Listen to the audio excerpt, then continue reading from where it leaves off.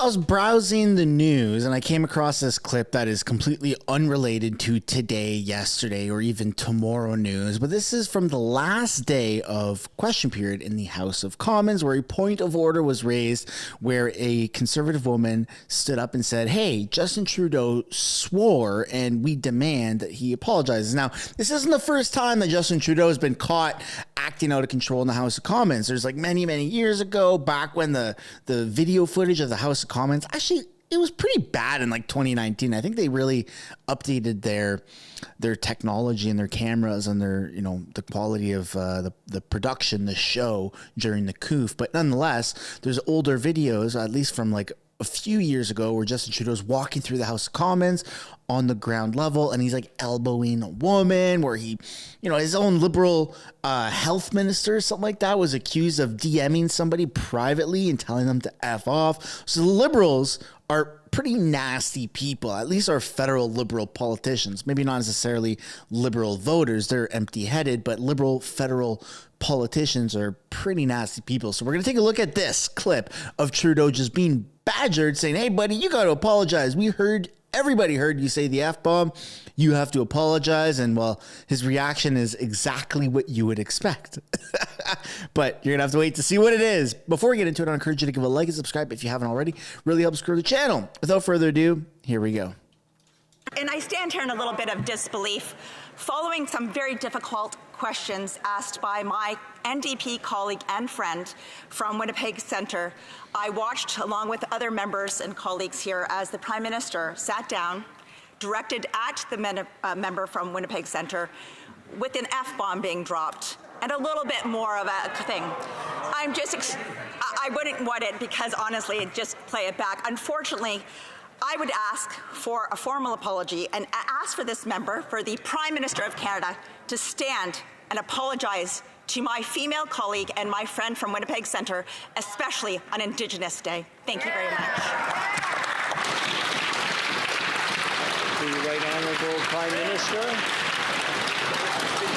I'm pleased to let my answer to that question stand and say that I said absolutely nothing after finishing that answer. Now we got the honourable member for Kings Hants. Order. That's not taking accountability.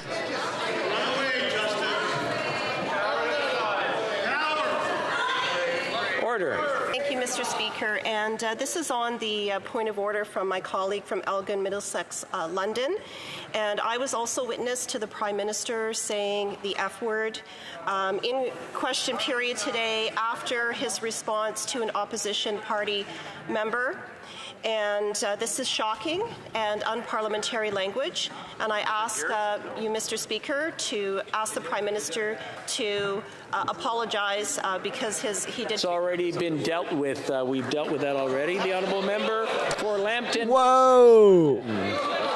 Mr. Speaker, a CBC report card on the government's progress in implementing the calls for justice from the National Inquiry into Murdered and Missing Indigenous Women and Girls got a failing grade. Only 2 of the 231 calls for justice have been fully implemented to date.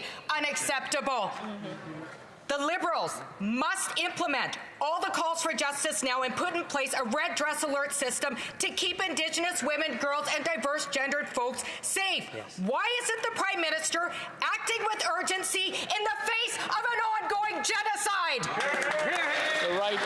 I don't know if this is a thing outside of BC. I was born and raised in Ontario, and it wasn't until I moved to BC that I started seeing lots of red dresses on the sides of highways, up on like on the poles, street lamps, and things like that in people's front yards. I didn't really know what it was, and if you're not aware of what it is, I can give a little crash course.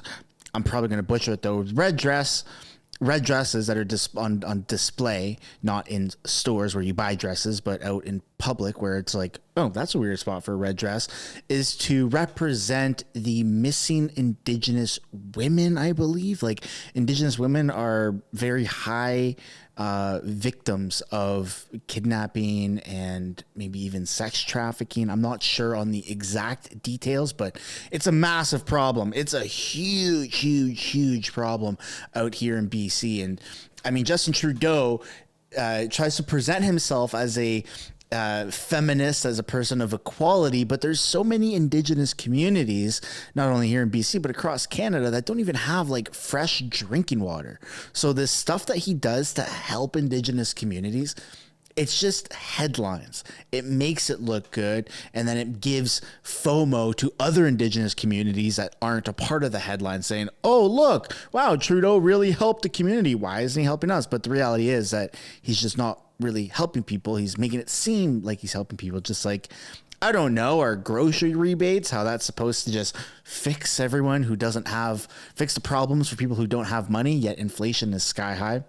That's the liberal mentality. They go for nice, flashy headlines. Well, Prime Minister. Speaker, our hearts are with survivors and families of missing and murdered Indigenous women, girls, and 2S LGBTQI+ people. Addressing this ongoing violence requires living up to our goals as a country and all the calls for justice. We're taking a whole-of-government approach, $125 million to implement the National Action Plan for MMIWG. We've appointed a special rep to consult on the creation of an Indigenous and human rights ombudsperson, $4 billion to support Indigenous housing needs, and we're working to implement a red dress alert. We agree, Mr. Speaker, there's always more to do, but we are taking this seriously and working in partnership with Indigenous peoples right across the country. Hear, hear. The Honourable Member for Winnipeg Centre.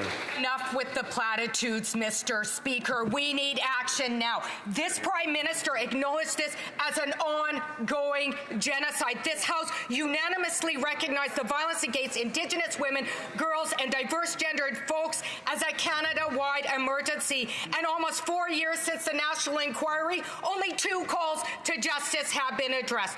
When will the Prime Minister implement the red dress alert and the remaining calls to justice? We are a target.